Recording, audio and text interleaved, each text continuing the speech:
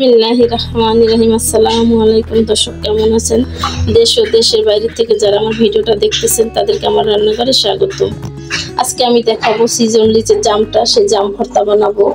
তো জাম ভর্তার জন্য এখানে আমি কিছুটা জাম নিয়েছি, চিনি নিয়েছি, এখানে ঘানে ভাঙা সরিষা তেলটা নিয়েছি, এখানে কিছু প্লেন তেঁতুল নিয়েছি যেটা একদমই ফ্রেশ, কোনো আচার ঠাচারের না, সেরকম একটা প্লেন তেঁতুল নিয়েছি, বিট লবণ। এখন আমি আমার ছাদ থেকে কিছু লেবু পাতা, কারি পাতা নিয়ে আসবো এবং চলে আসলাম ছাদে। আমি কিছু কচি লেবু পাতা নিয়ে নেব, খুবই সামান্য লাগবে, বেশি লাগবে না। আমি কিছু আমার গাছের কচি কারি পাতা নেব। ছিঁড়ে যাচ্ছে।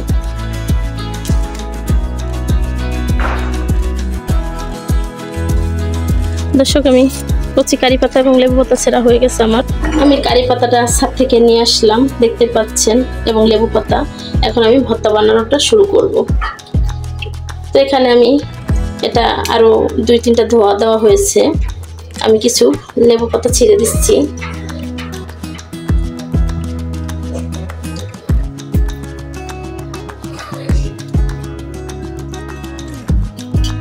আমি কিছুটা কারি পাতা দিয়ে দেবো। কারি পাতাটা কে কে চিনেন অবশ্যই আমাকে কমেন্টে জানাবেন। এখানে আমি লেবুটা দিয়ে দিচ্ছি। এখানে আমি কিছুটা চিনি দিয়ে দিচ্ছি। যারা চিনি পছন্দ করেন অবশ্যই খাবেন না, ডায়েট যারা করেন তারা তো একদমই চিনি দেবেন না। কিছুটা লবণ এবং আমি কিছুটা বিট লবণ দিয়ে দিচ্ছি। এটা একদমই পরিমাণ মতো দিতে হবে।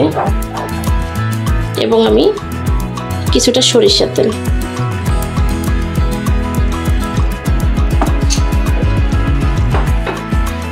এখন এটা আমি হাতের সাহায্যে মাখিয়ে নেব।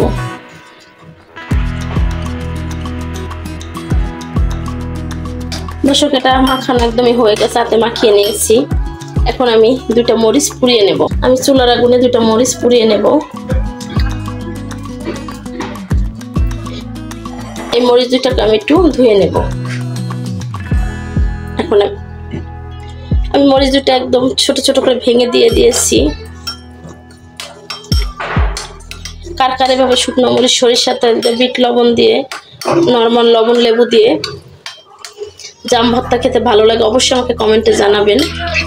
এবং যার ভালো লাগে বাসা অবশ্যই ট্রাই করবেন, কমেন্টে জানাবেন যে কিরকম হলো। হয়ে গেল আমার এটা, এখন পরিবেশন করে নেব। দর্শক, হয়ে গেল আমার কারি পাতা দিয়ে, লেবু পাতা দিয়ে, তেঁতুল দিয়ে জাম ভর্তা বানানো। অবশ্যই ভালো লাগলে সাথে থাকবেন, লাইক, কমেন্ট, শেয়ার, সাবস্ক্রাইব করে দিয়ে পাশে থাকবেন। তো দেখা হবে নতুন কোনো কন্টেন্ট নিয়ে। ভালো থাকবেন, আশপাশের মানুষকে ভালো রাখবেন। আল্লাহ হাফেজ।